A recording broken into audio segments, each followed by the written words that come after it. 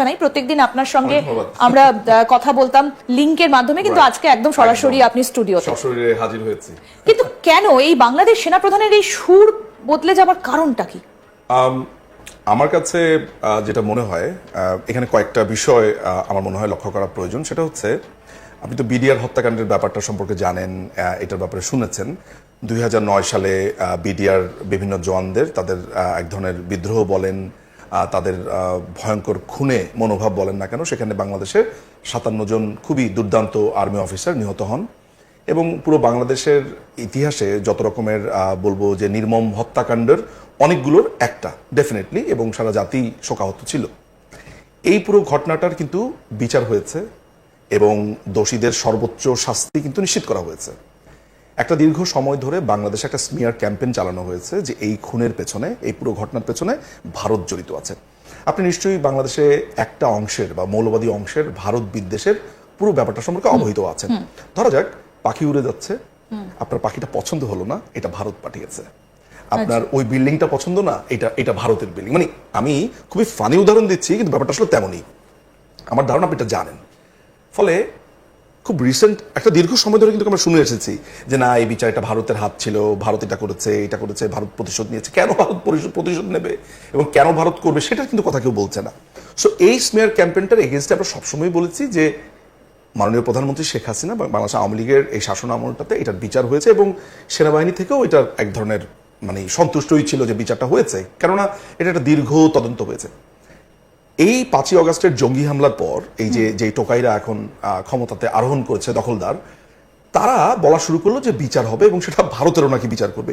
In fact army অফিসারদের কয়েকজন বলছে মোদিকে গ্রেফতার করা হোক, মোদিকে। মানে আমরা তো অনেক হাস্যকর কথাবার্তা শুনেছি, কলকাতা দখল করে ফেলবে 4 দিনে।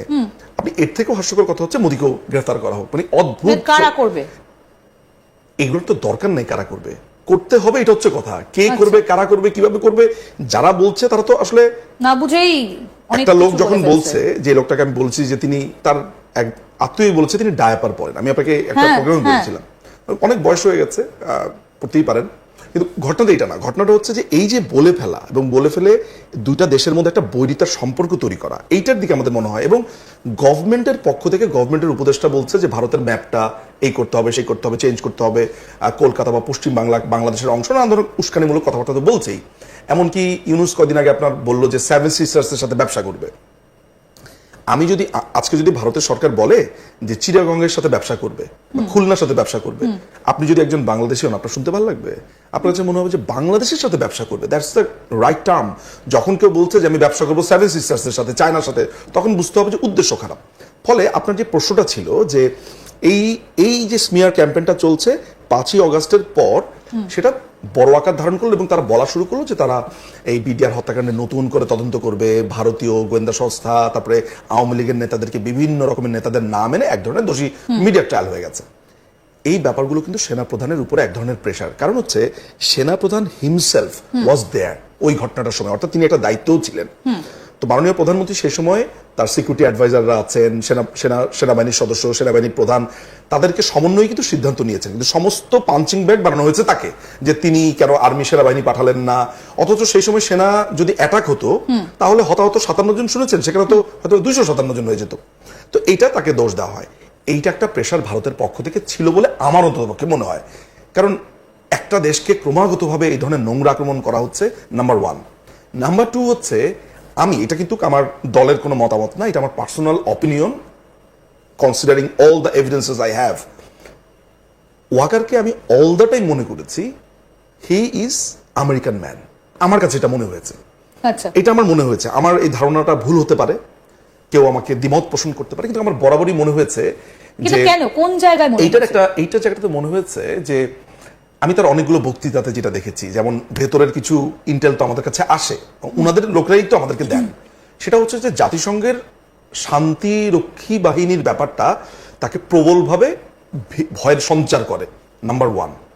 নাম্বার 2 হচ্ছে যে বাংলাদেশ একটা সার্বভৌম দেশ, ভারত একটা সার্বভৌম দেশ, কিন্তু মাথায় রাখতে হবে যে ভারতের সেনাবাহিনীর বিরুদ্ধে আপনি ক্রমাগত বলছেন, ভারতের সরকারের বিরুদ্ধে আপনি বলছেন, আর ভারত এটার জন্য বসে থাকবে এবং প্রেশার ক্রিয়েট করবে না। ব্যাপারটা এমন না যে ভারত দখল করে ফেলছে, ব্যাপারটা এমন যে ভারত কিন্তু এটা ইন্টারন্যাশনাল এরিনাতে এটা উঠাবে এবং ভারতের যে প্রভাব, আন্তর্জাতিক ডিপ্লোম্যাসির যে প্রভাব গোটা বিশ্বে, এই ব্যাপারটা কি আপনার কাছে মনে হয় যে ওয়াকার কিংবা তার বাহিনী এইটা সামাল দেওয়ার মতো ক্ষমতা রাখে?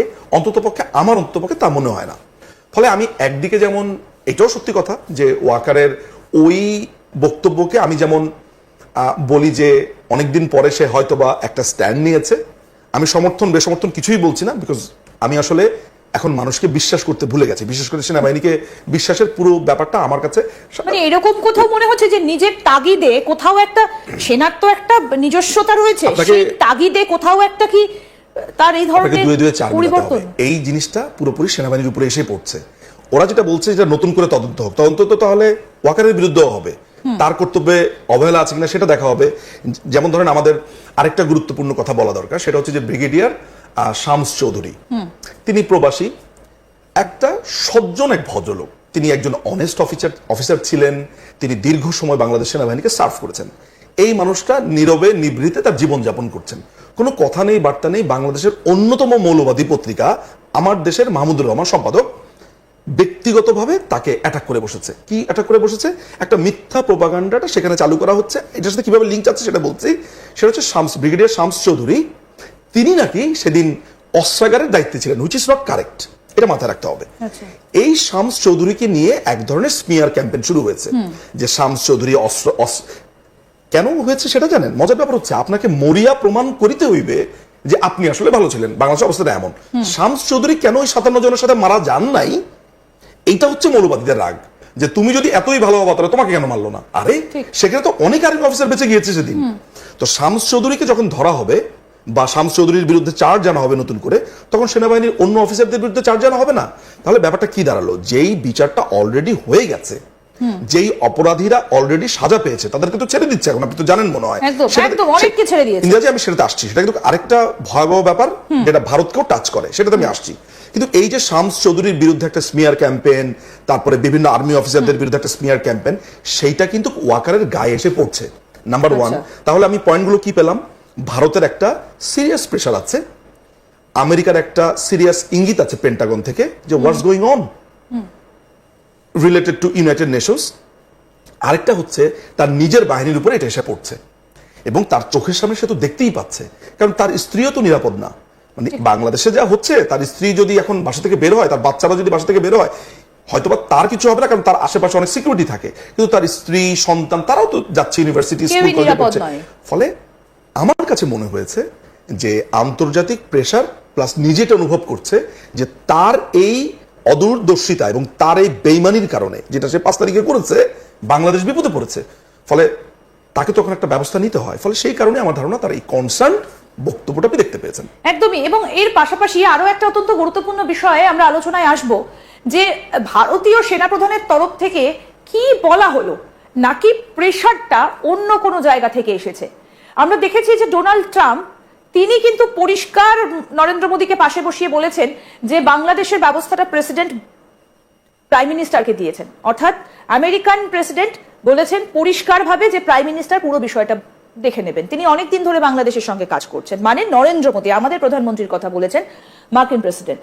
তাহলে অন্য কোনো জায়গা থেকে কি অন্য কোনো রকম ইঙ্গিত এলো? কার কথায়? আসুন সেদিকে একটু নজর দিয়ে। এবার আমাদের সঙ্গে রয়েছেন বাংলাদেশের বিশিষ্ট আইনজীবী নিঝুম মজুমদার। দাদা, এবার যে জায়গাটায় যাব, একটা ইনস্ট্রাকশন এসেছে, এই কথা পরিষ্কার, সেটা আপনিও বললেন, আন্তর্জাতিক একটা চাপ রয়েছে, কিন্তু কার কথা এই মুহূর্তে তাহলে বাংলাদেশের সেনাপ্রধান উঠছেন বসছেন? এই প্রশ্নটার উত্তর দেওয়ার আগে আমার মনে হয় সেনাবাহিনীর ভেতরে যেই মুভমেন্টগুলো হচ্ছে, এটাও মনে হয় আপনার একটু জানা প্রয়োজন। সেনাবাহিনীর এখন যিনি কোয়ার্টার মাস্টার জেনারেল ধরে নেওয়া হয়, যে তার নাম হচ্ছে মোহাম্মদ ফয়জুর রহমান। আমি এর আগেও মনে হয় অনেকগুলো প্রোগ্রামে বলেছি যে ফয়জুর, মাঝখানে আপনার আরেকটা সেনাপ্রধান ছিল ইকবাল করিম ভুইয়া, আপনার 2012 থেকে 15 সাল পর্যন্ত সেনাপ্রধান ছিলেন। এই লোকটি আপাদমস্তক দুর্নীতিবাজ, নানান ধরনের, মানে যেখানেই সেই সুবিধা এই সেনাপ্রধান সেখানেই সে যাবে, এই সাবেক সেনাপ্রধান। এই ইকবাল করিম ভুইয়া এবং ফয়জুর রহমান এই দুটো জোট বেঁধেছে। জোট বেঁধে করেছে কি, এই যে টোকাই যারা দখলদার বাহিনী যারা আছে, এই স্টুডেন্টদের সাথে তারা নানান রকমের মিটিং করেছে। প্ল্যানটা ছিল হচ্ছে ফয়জুর ক্ষমতাটা দখল করবে। আচ্ছা। এখন কিউএমজি তেমন আসলে বাহিনী টাইনি থাকে না, কিউএমজির আসলে ওই অর্থে কোনো ব্রিগেড যে থাকে ওরকম থাকে না, ফলে ওই ইকুইপমেন্টের দিক থেকে তার একটু ক্ষমতাটা একটু কম, কিন্তু আকাঙ্ক্ষা তো অনেক high। উঁচু। ফলে সেনাবাহিনীতে ফয়জুরকে কিন্তু মজার ব্যাপার হচ্ছে যে ওয়াকার ফয়জুরকে কিন্তু ডিজিএফআই অর্থাৎ গোয়েন্দা প্রধান করেছিল, 1.5 মাস পরে বুঝে ফেলেছে যে এ তো বাইরে খবর পাচার করছে, যে এর তো অবস্থা ভালো না, তাকে এখান থেকে সরিয়ে দিয়ে নিয়ে আসা অন্য জায়গাতে। তো ফয়জুর যখন এই মুভমেন্টগুলো করছে, এটা কিন্তু ওয়াকারের জন্য অনেক বড় একটা প্রেশার। এবং এমনও কথা ছিল যে মাঝখানে সে 2টা কুর চেষ্টাও করেছে, মাঝখানে ক্যান্টনমেন্টে খুব গরম একটা অবস্থা চলছিল, যেটা নিয়ে আমরা অনেক বিষয়ে কথা বলেছি, এটা নিয়ে আমি অনেকবার বলেছি, আমার অন্তপক্ষে মনে আছে। এখন এটা আপনাকে মাথায় রাখতে হবে 1 নাম্বার। এবার উঠা বসার ব্যাপারটাতে আসি। আমি আসলে সত্যি কথা বলতে এই জায়গাতে আমাকে একটু ডিপ্লোম্যাটিক অ্যান্সার দিতে হবে। আমি হয়তো ধরা যাক যে আমি হয়তো জানি, আমি হয়তো বুঝতেও পারি যে ইঙ্গিতটা কোন জায়গা থেকে আসছে। এটা তো খুবই নিশ্চিত যে ভারতের সেনাপ্রধান পরিষ্কারভাবে বলেছে we are in contact with Bangladesh army. এই কথাটার কোনো জবাব কি ওয়াকার দিয়েছে? না। আইএসপিআর এর তরফ থেকে পেয়েছে? না। ট্যাসিটলি এটা মেনে নেওয়া হয়েছে যে ইয়েস। এখন বলতে পারে আইএসপিআর থেকে হয়তো একটা বিবৃতি আসতে পারে যে এক সেনা প্রধান আরেক সেনা প্রধানের সাথে যোগাযোগ করবে, এটি স্বাভাবিক, আমরা একটা স্বাভাবিক প্রক্রিয়াও ধরে নিচ্ছি। কিন্তু আমার কথা হচ্ছে যে আমি এই ব্যাপারে নিশ্চিত যে আমেরিকান একটা প্রেশার, যেহেতু আমেরিকান ইন্ডিয়ানসরা এখন এক ধরনের অ্যালাইজ এই ট্রাম্প প্রশাসনের সাথে, ফলে এটা একটা যৌথ প্রেশার আছে বলে আমি নিশ্চিত। আমি আবার বলে নিচ্ছি, কোট আনকোট, বা এটা একটা ডিসক্লেমার দিয়ে দেওয়া ভালো, কমপ্লিটলি এই মন্তব্যটা আমার, বাংলাদেশ আওয়ামী লীগকে এখানে অ্যাসোসিয়েট করাই যাবে না। এটা বাংলাদেশ আওয়ামী লীগের কোনো বক্তব্য না, কারণ অনেকেই মনে করে যে নিজুম ভাই যেটা বলছে সেটা মানে আওয়ামী লীগের বক্তব্য, ইজ নট কারেক্ট। আমার কাছে মনে হচ্ছে যে ইন্ডিয়ান আমেরিকান একটা যৌথ প্রেশার ওয়াকারের উপর আছে, প্রোভাইডেড, এটা মাথায় রাখতে হবে যে এই প্রেশারটা এমন না যে এই আমরা কালকে বাংলাদেশ দখল করে ফেলবো, ইটস নট লাইক দ্যাট। এটা হচ্ছে দেশটাকে শান্তি করার, শান্তিতে আনার জন্য দেশের মানুষকে। 2 যে ক্রমাগত ভারতকে যেভাবে আক্রমণ সারানো, আপনি এখনো পর্যন্ত আপনার নলেজ থাকা অবস্থাতে আপনি কখনো দেখেছেন যে ভারতের কোনো প্রশাসন 2-1টা খুবই পোলাইট, অনেকটা বলা হচ্ছে ডিফেন্স, ব্যাক অফ, মানে আমরা যে মাঝে মধ্যে বলি না যে বাগ অফ, ব্যাক অফ, আমরা বলি না, ওই রকম 2-1টা কথা ছাড়া ভারতকে দেখেছে, ভারত যেমন খুবই মেয়মান ভাবে বলেছে যে দেখুন আমরা বাংলাদেশের সাথে আমাদের একটা বন্ধুত্বপূর্ণ সম্পর্ক, তার মানে হচ্ছে যে সহ্য করছে, বারবার সহ্য করছে। ভারতের তরফ থেকে কোনো এক্সট্রিম কোনো কিছু আপনি করতে দেখেছেন? একদমই না, কোন রকম কড়া পদক্ষেপ নেওয়া হয়নি। এই যে আপনি আজকে আমার সাথে প্রোগ্রামটা করছেন, আপনি এই প্রোগ্রামটা কেন করছেন, এইটা হচ্ছে তাদের অভিযোগ। অর্থাৎ বাংলাদেশে যেমন তারা প্রেসকে নিয়ন্ত্রণ করে, আপনাকে কি এখানে কোনো সরকারি দল বলছে যে আপনি নিজুম মজুমদারকে আনতে পারবেন না? আপনাকে বিজেপি বলেন, তৃণমূল বলেন, কংগ্রেস বলেন, মানে প্রত্যেকেই নিজের নিজের বক্তব্য আলাদা আলাদা ভাবে তারা পেশ করে। এইখানে ভারতের মিডিয়াটা খুব স্বাধীন, এটা আমরা সবাই জানি, এবং যথেষ্ট স্বাধীনতা উপভোগ করেন, আপনি নিশ্চয়ই সেটা জানেন, স্বীকার করবেন। আপনারা যে স্বাধীনতাটা পান কথা বলবার, বাংলাদেশে মিডিয়া এখন স্বাধীনতা পায় না, তাদেরকে বলে দেওয়া হয় সবকিছু আওয়ামী লীগের এগেইনস্টে বলতে হবে, সবকিছু এটা করতে হবে, স্ক্রিপ্টেড সবকিছু। ওরা বাংলাদেশে বসে আপনাদেরকে নিয়ন্ত্রণ করতে চায়। এই যে ভারতীয় সংবাদ মাধ্যম এখন নিঝুম মজুমদারকে আনলো, এই রাগ গিয়ে তাদের পরে হচ্ছে আপনার সরকারের উপরে, ওদের কথা হচ্ছে যে ভারতীয় মিডিয়া আসলে আমার গুণগান গাইবে। তো এই জিনিসগুলো তো দীর্ঘ সময়, কিন্তু সেটা তো মিডিয়ার কাজ নয়, কি ঘটছে সেটাই তো আসল সত্যটা তুলে ধরাটাই তো কাজ মিডিয়ার। এক্স্যাক্টলি। তাহলে ব্যাপারটা এখন আপনি কেন বলবেন না যে বাংলাদেশে যদি আপনি রাস্তাতে একটা মৃতদেহ পড়ে থাকতে দেখেন, মানুষকে খুন করছেন, সেটা কি আমাদের মিডিয়া বলছে? আমাদের প্রত্যেকটা মিডিয়া এখন বলছে বাতাবি লেবুর বাম্পার ফলনের কথা, অর্থাৎ তারা বাতাবি লেবুর কথা বলে, আলু চাষের কথা বলে, শাক চাষের কথা বলে, কিন্তু দেশের অন্য কোনো কথা বলে না, মানে হচ্ছে যে সবকিছু ভালো আছে দেশের, এগুলো তারা বলতে চাইছে না। মির্জা ফখরুল ইসলাম আলমগীর, বিএনপির যিনি আপনার মহাসচিব বা এখন স্পোকস পারসন, তিনি 2 দিন আগে বললেন যে বিএম অডিটোরিয়ামে একটা বোমা বিস্ফোরণ হয়েছে, 2জন না 3জন মারা গেছেন সেখানে। আমরা জানি না যে কমপ্লিটলি ব্ল্যাক আউট, এখন সেটা আপনারা বলছেন, অন্যান্য মিডিয়ারা বলছে, তার মানে হচ্ছে মিডিয়াকে কমপ্লিটলি, এখন এই যে মিডিয়াকে ব্ল্যাক আউট করে রাখা হয়েছে, ভারতীয় সংবাদ মাধ্যম সেটা বলছে, সেটার জন্য গালি খেতে হচ্ছে কাকে? ভারতের সরকারকে। বাংলাদেশে বিডিআর কেন সত্যি কথা বলছে, বিডিআর এর ঘটনাটা হচ্ছে গালি খেতে হচ্ছে কাকে? ভারতের সরকারকে। যাই কিছু হচ্ছে না কেন ভারতীয় সরকার, আমাকে একটা জিনিস একটু বলুন, ভারত তো ইনস্ট্রাকশন বা ভারত তো এরকম একটা চোখ রাঙানি যদি দেয়ও ওয়াকারকে, আমি এটার জন্য অবাক হব না যে হোয়াট ইউ আর ডুইং। এখন যদি ভারতের সাথে পাঙ্গা নিতে আসে, আপনার মনে হয় যে বাংলাদেশের শান্তিরক্ষী নিউ ইয়র্কে যাবে বা অ্যাঙ্গোলাতে যাবে বা সিয়েরা লিওনে যাবে? Do you think? আমি এটা মনে করি না। আপনার এই মুহূর্তে দাঁড়িয়ে তাহলে যদি ওয়াকারুজ্জামান, আপনার কথায় ধরে নিচ্ছি যে অন্য কোনো ইনস্ট্রাকশনে উঠছে বসছে, বা ভারতের সেনাপ্রধান তিনি কোনো ইনস্ট্রাকশন দিয়েছেন সেই অনুযায়ী চলছেন, তাহলে মোহাম্মদ ইউনূসের সঙ্গে তার সম্পর্কের সমীকরণটা কোন জায়গায় দাঁড়িয়ে ওয়াকারুজ্জামানের সাথে? দেখুন, আমরা একদম শুরুর দিকে অর্থাৎ সেপ্টেম্বরে, আমার যতদূর মনে পড়ে সামটাইমস ইন সেপ্টেম্বর, সেটা 24-25 তারিখের দিকে হবে, সেটা হচ্ছে ওয়াকারুজ্জামান একটা সাক্ষাৎকার রয়টার্সকে দেন। তিনি তখন বলেন যে আমি চাই যে 18 মাসের মধ্যে ইলেকশনটা সম্পন্ন হোক।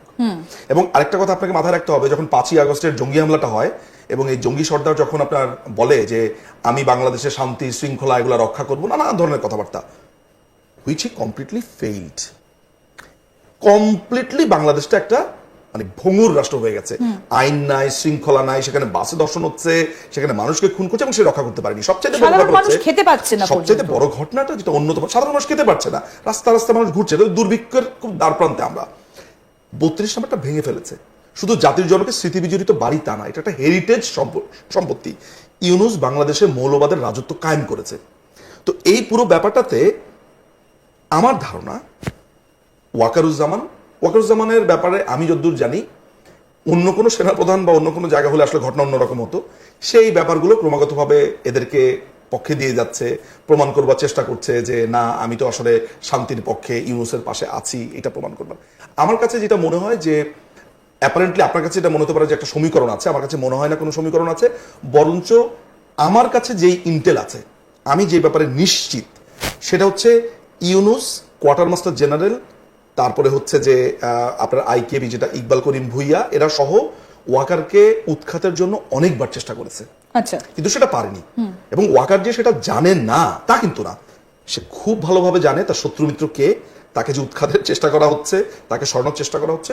ফলে আপনারা যেই রসায়নটা দেখছেন, যে কেমিস্ট্রিটা দেখছেন, এটা ছদ্ম, সুডো, মানে ভেতরে ভেতরে মোহাম্মদ ইউনূসের সঙ্গে তার মানে ওয়াকারুজ্জামানের একটা দারুণ সম্পর্ক। আপনি আমার কাছে যদি খবর থাকে যে ইউনূসের পুরো প্ল্যান হচ্ছে এই সেনাপ্রধানকে, শুনেন, সেনাপ্রধান এবং রাষ্ট্রপতি শাহাবুদ্দিন আহমেদ চুপ্পু, তাকে মোহাম্মদ শাহাবুদ্দিন চুপ্পুকে সরিয়ে দেওয়া, ফলে এই দুজন এই মুহূর্তে এই জঙ্গি সরকারের মানে সবচেয়ে বড় শত্রু হিসেবেই আমি জানি ব্যক্তিগতভাবে। সো এই চেষ্টাটা তো ইউনূস করেছে তার বাহিনীর মাধ্যমে, কিন্তু সেটা সফল হয়নি। সো ওই কেমিস্ট্রি আপনি যেটা অন স্ক্রিনে দেখেন, আমার মনে হয় সেটা আমরা ভ্রান্তি, এটা সত্যি না। তাহলে কি এবার ওয়াকারকে সরিয়ে দেওয়া হবে? কারণ তিনি তো বলছেন যে আমি, তার কথা শুনেও মনে হচ্ছে যে তিনি হয়তো সেনাপ্রধানের পদে আর নাও থাকতে পারেন, অনেকটা নুয়ে পড়েছেন, ম্রিয়মান। থাকতে পারেন কি পারেন আমি আসলে এটা নিশ্চিত না, তবে তাকে সরানোর একটা চেষ্টা তো হচ্ছেই। যে ফয়জুর রহমানের কথা বলেছি, এছাড়া আরো বেশ কিছু সিনিয়র অফিসার আছে যারা এই দলে যোগ দিয়েছে, কু করবার চেষ্টা করা হচ্ছে। তবে আমার কাছে মনে হচ্ছে যে এই মুহূর্তে, মানে আপনি যদি আজকের কথা বলেন বা রিসেন্ট টাইমের কথা বলেন, আমি এতটুকু নিশ্চিত যে ফয়জুরদের যে গ্যাংটা আছে কোয়ার্টার মাস্টার জেনারেলের, তাদেরকে ওয়াকার ফয়েল করতে পেরেছে, দমাতে পেরেছে বলে আমার কাছে খবর আছে। ওয়াকার এখন সেনাবাহিনীতে ওয়াকার কোণঠাসা না, জুনিয়র অফিসার লেভেল বলেন বা অন্যান্য অফিসারদের জায়গাতে বলেন, সে অনেকের কাছেই জনপ্রিয়।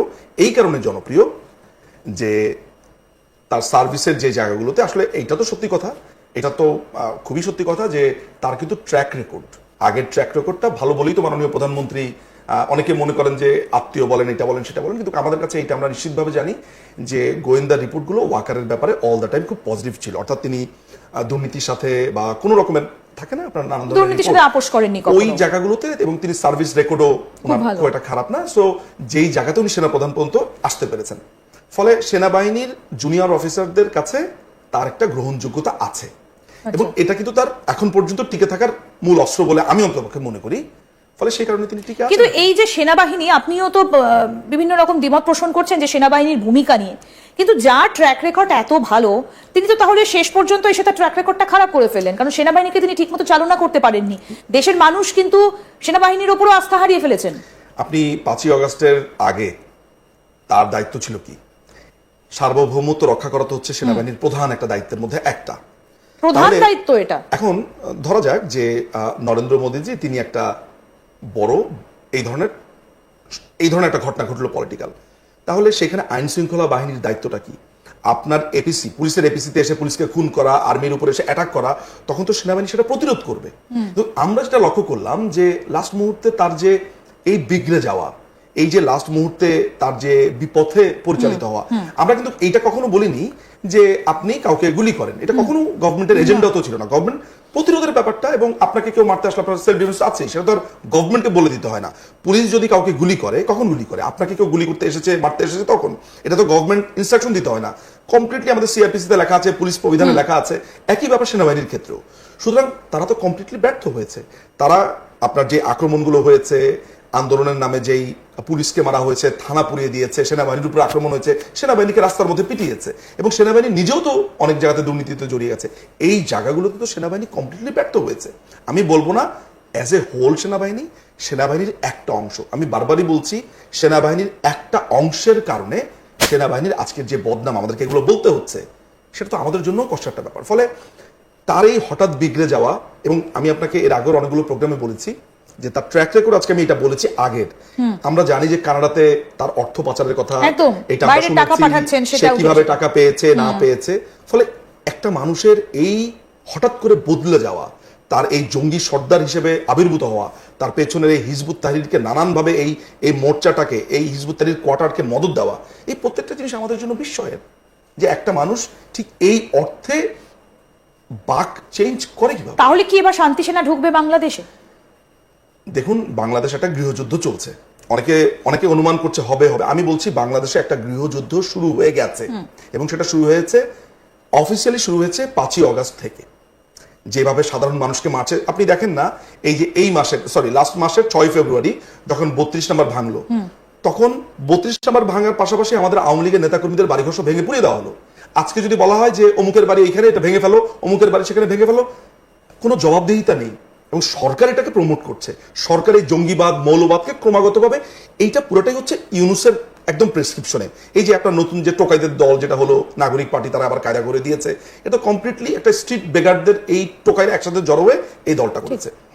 এটাকে দল বলাটাও তো আসলে এটা ভিক্ষুকদের, টোকাইদের দল। তো আলটিমেটলি যেটা হয়েছে সেটা হচ্ছে যে এই পুরো ঘটনাটাতে সেনাবাহিনীর ভূমিকাটা কি? 32 নম্বর যখন ভাঙছিল, সেনাবাহিনী কি করেছে? কোথায় ছিল? দেখাই তো যায়নি। এসেছে, এটা লোক দেখানোর জন্য এসেছে, চলে গেছে। তারা বিভিন্ন জায়গাতে বলে বেড়াচ্ছে, আমি যখন খোঁজ খবর নিয়েছি, তারা বলে বেড়াচ্ছে যে না, এটা ওখানকার পুলিশের দায়িত্ব ছিল, পুলিশ করেনি, হঠাৎ করে সেনাবাহিনীকে ডাক দিয়ে। হঠাৎ করে আপনার এখান থেকে ধরা যাক ধানমন্ডি 32 থেকে ক্যান্টনমেন্ট, যেটা মহাখালী, কত কিলোমিটার হবে? 6-7 কিলোমিটার। সেনাবাহিনী 6-7 কিলোমিটার দূরে মার্চ করতে পারবে? তাহলে যুদ্ধে কি করবে তারা? আপনার ধরা যাক যুদ্ধে এরকম হঠাৎ করে খবর আসলো যে একটা ক্যান্টনমেন্ট ভেঙে দেওয়া হবে, তখন কি করবে? তো তারা যখন বলে যে এটা হঠাৎ করে হয়েছে, এই করে হয়েছে, সেনাবাহিনীর 10টা এপিসি যদি সেখানে আসতো, অ্যাটলিস্ট 10-15 হাজার সৈন্য যদি সেখানে আসতো, এটা তো শুধু বঙ্গবন্ধুর বাড়ি বলে ব্যাপারটা তা না, এটা একটা ঐতিহাসিক স্থান, এটা একটা হেরিটেজ, এটা একটা মুক্তিযুদ্ধ, এটা একটা জাদুঘর ছিল, সবচেয়ে বড় একটা মিউজিয়াম, এখানে কিন্তু মানুষ থাকতো না। ফলে এই প্রত্যেকটা ঘটনা সেনাবাহিনীর ব্যর্থতা প্রমাণ করে। এবং আপনার যে প্রশ্নটা ছিল পার্টিকুলার হচ্ছে যে এই গৃহযুদ্ধটা যদি এইভাবে কন্টিনিউ করে, আপনার কি মনে হয় ইন্দিরাজি, আমাদেরকে যদি এইভাবে গলা টিপ দিয়ে ধরা হয়, ক্রমাগতভাবে আমাদেরকে হত্যা করা হয়, মারা হয়, এই দেশের মানুষ না বলে আমাদেরকে ক্রমাগতভাবে বলা হচ্ছে, আমরা দাঁড়াতে পারছি না, ঘরে থাকতে পারছি না, আমাদের বাড়িঘর সমস্ত কিছু ভেঙে দেওয়া হয়েছে, আমরা রাজনীতি তো অনেক দূরের কথা, আমরা রাস্তায় বের হতে পারি না, হাউসে। তো এরকম একটা জায়গাতে শান্তি রক্ষী আসবে না, তো কি হবে? শান্তি রক্ষী মাস্ট। ঠিক কথা, কারণ যেভাবে এখনো পর্যন্ত মানুষজন রয়েছেন বাংলাদেশে, একেবারে অবর্ণনীয় অবস্থা, যেভাবে তাদের ওপর, বিশেষ করে সংখ্যালঘুদের ওপর যে আক্রমণের ঘটনাটা ঘটছে, এখন দেখা যাচ্ছে পরিস্থিতি শেষ পর্যন্ত কোন দিকে যায়। কারণ এই যে একটা অর্ডার, ভারতের গোপন অর্ডার, তাতে যে একটা প্রভাব পড়েছে সেটা সেনাপ্রধানের বক্তব্য থেকে পরিষ্কার। তারপর কোন দিকে যায় পরিস্থিতি, আমাদের নজর অবশ্যই থাকবে। অনেক ধন্যবাদ দাদা, আপনি আজকে স্টুডিওতে এলেন এবং এই মুহূর্তে যে বাংলাদেশের পরিস্থিতি সেগুলোও আপনি তুলে ধরলেন, যে তারপরে কোন দিকে এগোচ্ছে, সেনাপ্রধান কি করবেন, তার পেছনে কি চক্রান্ত চলছে, সমস্ত একটা তথ্য আপডেট সম্পূর্ণটাই তুলে ধরলেন বাংলাদেশের বিশিষ্ট আইনজীবী নিজুম মজুমদার।